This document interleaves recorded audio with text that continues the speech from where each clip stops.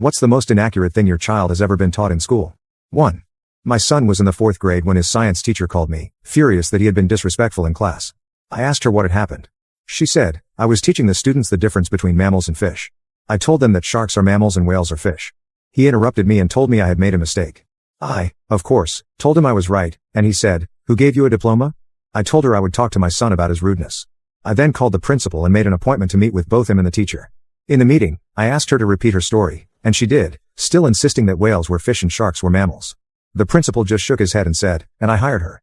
I did talk to my son about being polite to everyone, even if they are wrong. 2. My son was in 4th grade. He came home with a math paper that was marked F. I read through the problems and realized the answers were all correct. I called the teacher, and he said that my son needed to show his work on the paper.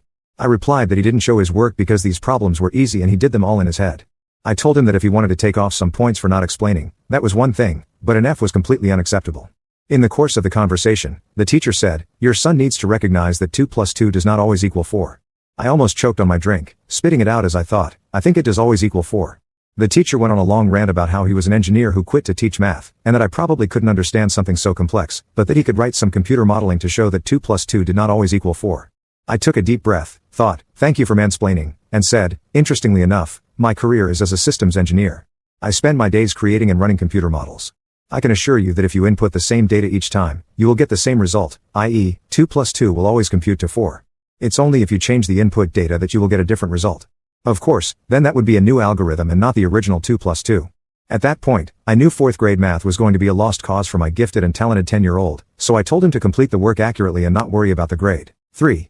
We had just moved back to Wisconsin from living abroad. I was called by my 2nd grade son's teacher at his new school, who informed me that he wouldn't stop lying about living on a fictional island called Saipan. We came in to pick him up from school. The teacher pulled down a map and showed us that he was pointing to an empty spot in the middle of the ocean labeled Saipan. We had the pleasure of informing her that her map was outdated and that, indeed, there is an island exactly where he indicated called Saipan, where we had just relocated from. Awkward, to say the least. 4. My daughter was in the 3rd grade and came home with a math assignment having to do with exponents. Now, I am not a math person, that job belongs to her dad, who is a chemical engineer.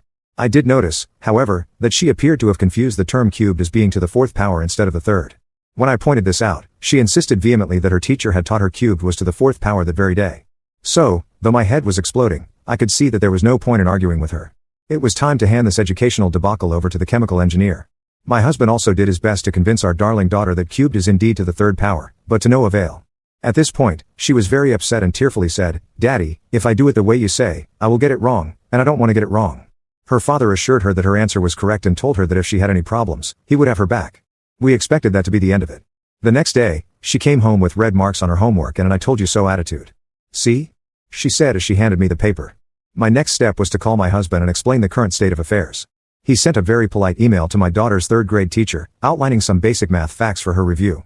We never got a response, but my daughter reported that her teacher at least returned to the lesson and taught the material correctly, after telling the class that there was a typo in the math book. 5. Not actually taught, but tested on. I have 3 smart children, but my son, who is on the autism spectrum, is really amazingly smart. At one point, as part of his individualized education program, IEP, the school decided they wanted to do IQ testing. They administered the Woodcock-Johnson Cognitive Abilities Test. When we got the results back, they said his combined IQ was 104. We were a little surprised and asked them to break it down for us. It turned out he did poorly on the general information section. Being new to the Woodcock-Johnson test, we asked for examples of the types of questions and his answers so we could understand his deficit better. Here are the questions and answers they gave us. Question: the moon is in the sky. True or false? Answer: Tim said false because the sky includes the atmosphere, and the moon is in space, not in the atmosphere. Question: name 2 coins. Answer: Tim said Sacagawea dollar and Buffalo War nickel. Tim was a coin collector, they expected penny, nickel, dime, or quarter. Question: why do your parents tell you to turn off the lights? Answer: Tim said, because power is a finite resource, most energy comes from petroleum or coal-based sources, and we need to avoid wasting electricity when we can help it. They were looking for to save money. We realized then that the school was not equipped to properly test him. We requested that the school send him to an external neuropsychologist, where he tested above genius level. 6. We are Jewish and live in Oklahoma, in the buckle of the Bible Belt. My daughter had a family living class in high school. A minister came to speak to the class one day and told them that families with a Christian home had a lower divorce rate than families without one.